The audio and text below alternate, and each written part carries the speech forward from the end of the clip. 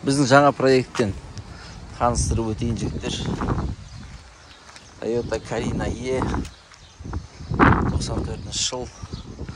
Қозғалтқыш көлемі 2. Осындық екен. Бұлай әдемі. 2016 жылдан бері айдап жүрген бір кісі. Бізге беріп тұр екен. Осы жаны осындай. Крышасы өзінің родной краскасында.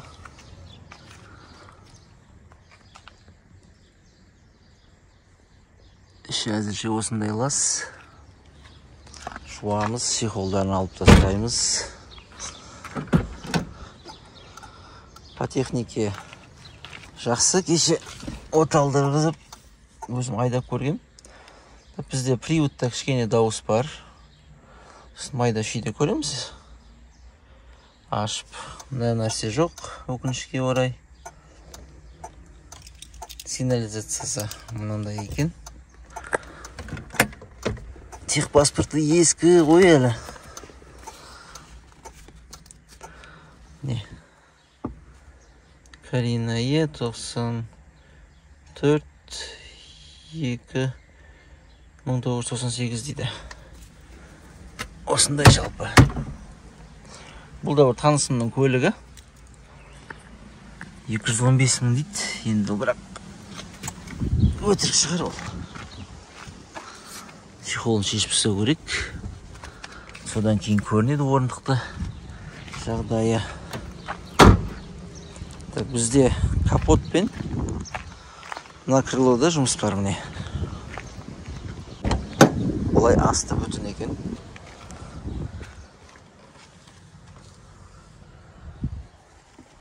Универсалға көп қызығады негізі. Біздің халық. Көреміз бұдан қандай контент болатын, не?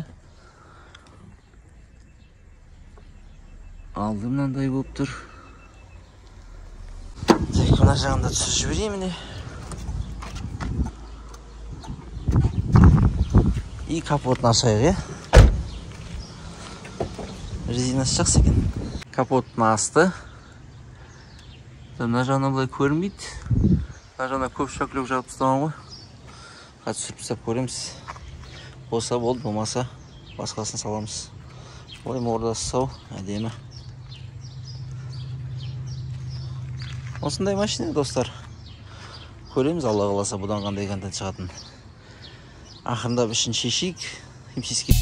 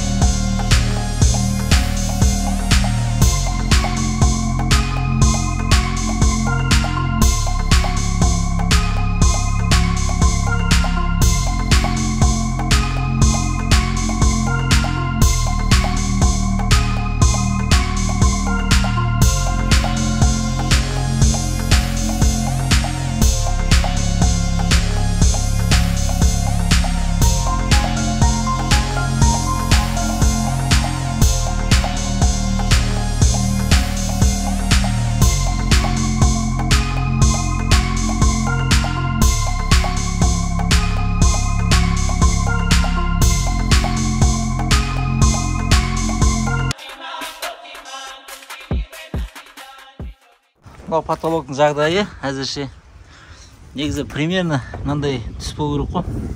Мынандай деген сияқты. Қазір өзіміздің ана ойыншық кешірмен жуамыз. Содан соң орындықтың жағдайлары мынау. Чехолдың астында. Мынандай тартпасы бар екен. Бұл тартпада Toyotаның өзінің кітапшасы бар екен. Оны кеше байқамаппыз. Бүгін көріп, онда қуанып отырмын ғой. Так, орындықтың жағдайлары жаман емес. Мына жерде бұрын жұмыстар жасалған. Жүргізушінің орынды ғой. Бұлай жалпы отырып кетпеген. Мына жерлерін кішкене қазір жуғаннан кейін ашылады. Так, мына бізде подголовниктар. Артқы орындық деген енді осы мынандай жігіттер. Мынандай. Мына боковой поддержкалар мынандай. Бұның түсі қандай болу керек екен негізі. Примерно мынандай болу керек қой. Жуып көреміз. Ау.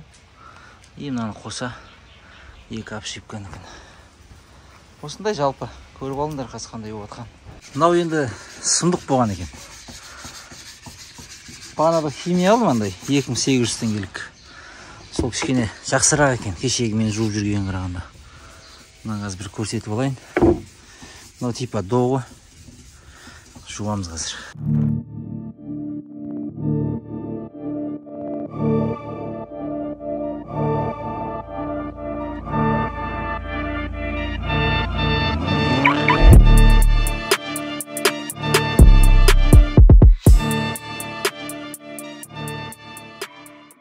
Жиги, қалайсыңдар? Мен қандай машинаның ішінде келеді деп ойлайсыңдар? Комментарийға жазып отырыңдар. Подсказка мына орындығын көрсетейін былай. Біздің екінші көлік.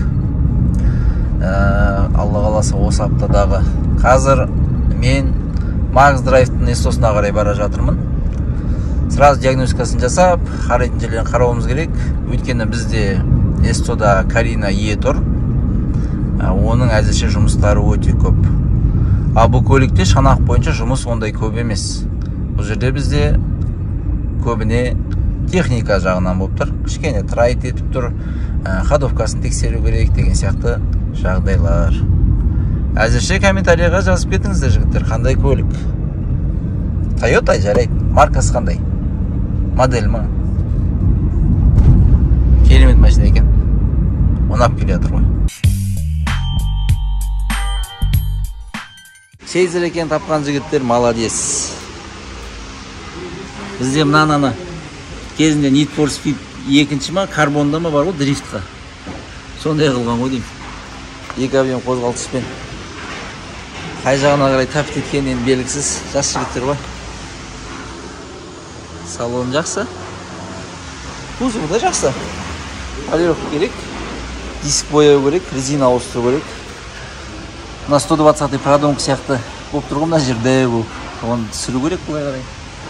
Так, арты вылетпен екен, разноширокий. Қазір Нұрекең уже бастады. Свечадан эндоскоп саламыз, компрессия тексереміз. Сөйтіп ақырындап. Так, мынандай бәленің көзін құрту керек, нормальный торсион салу керек. Жалпы сондай. Toyota Chaser 97. Екі объем қозғалтышпен. Қош келдің бізге.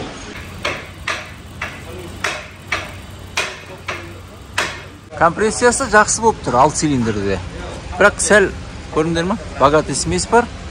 Сосын масляктан таңертең оталдырған кезінде гүп бет шығады да көк түтін. Соны масляктан ауыстырайын деп жатырмыз. Сосын ходовкада бір сырылдаған дауысы бар. И заодно сразу астын көрсетіп кетейін. Асты бүтін. И мотордың майын, антифриз бәрін ауыстыратын боламыз. Ходовкада бізде серга, күйіп кеткен, соны ауыстырамыз. Жалпы жақсы екен ходовкасы. Нормально. Маслягы бар. Форсункалардың бәрі ремкомплект ауысады. Трайт етіп тұрған бар кішкене. Соны сол кезде көреміз. Бұлай электрондық ақау жоқ болып тұр. Жалпы осындай жағдайдамыз пока. Редукторды таптым, алдым. Әкеп бердім. Енді бізге жетпей тұрған подклинник керек, Карина Еге печканың құлағы керек деген сияқты, соларды бұдан қараймын. Подклинник анауны алдым. Мынау бізде Camry 30-кі, мынау Mark 2-ның сотый кузов. Чейзерға жоқ екен. Так, мынау бізде алынған редуктор жігіттер привозной 60 теңге тұрады екен. Анау бізден шыққанымыз өзінен. Ішін ашып сваркілеп тастаған дейді ғой. И алдында уже сергаларын бәрін ауыстырып жатыр. Жұмыс қызып жатыр негіз. Енді масляктарына келген кезде бәрін форсункасын, верхний клапанный крышканың прокладкасын бәрін ауыстырамыз. И май суында сол жерде ауыстыратын боламыз. Редукторын салып, майын ауыстырып қойдық. Енді капотқа кірсейін десек, бізде торсион ұстамайды екен. Жаңа 2 торцион алдым. Біздің подписчик жігіт сатады екен. Алла разы болсын. 4500 теңгеге берді. Мынау біздің масляктың түрі. Қатып қалған ғой бейшара. Осыны ауыстырамыз, сонымен Алла қаласа таңертең көк түтіннен құтыламыз деген сияқты ғой. Жалпы сондай. Маслякты көрдіңдер. Сағат 5-тен кетіп қалды уже. Бүгін үлгереміз бе, үлгермейміз бе, күнге әбден пістік. Күнде ысып кетті, Алматыда сұмдық болады, 40 па. Көреміз, күтіп отырмыз, қазір снабженец. Гасик досымыз маслякты алып келу керек. Тағы 1-2 сальник деген. Май әкеліп қойдым. И антифризында қоса ауыстырамыз бұйырса. Одан кейін результатты күтеміз. Нұрекең масляктарын қағып жатыр. Мынадай. Сосын не бар еді? Мынау.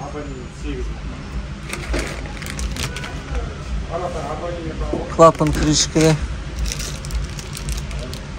В общем, осындай бәрі. Кешкі базар жібек жолы. Машина аз болып, аны күнімен қырғын болып атқан мына жер. Жексенбі күні қалып көп қой. Магзрайт местосында бұйырса жігіттер маслягым болды. Қазір жинап жатыр.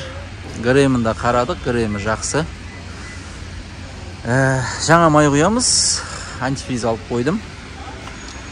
Зажиганиясын қоямыз. Форсункалар тазаланды. Алла қаласа. Бітуге аз қалдық. Жұмыс кетіп жатыр еді. Әдемі диск тұр. Разноширокий.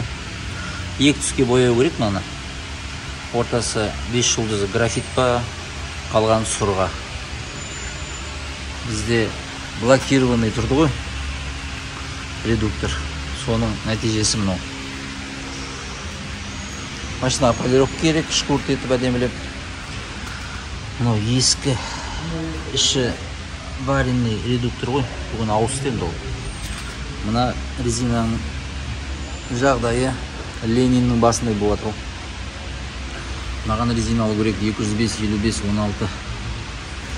4 резина.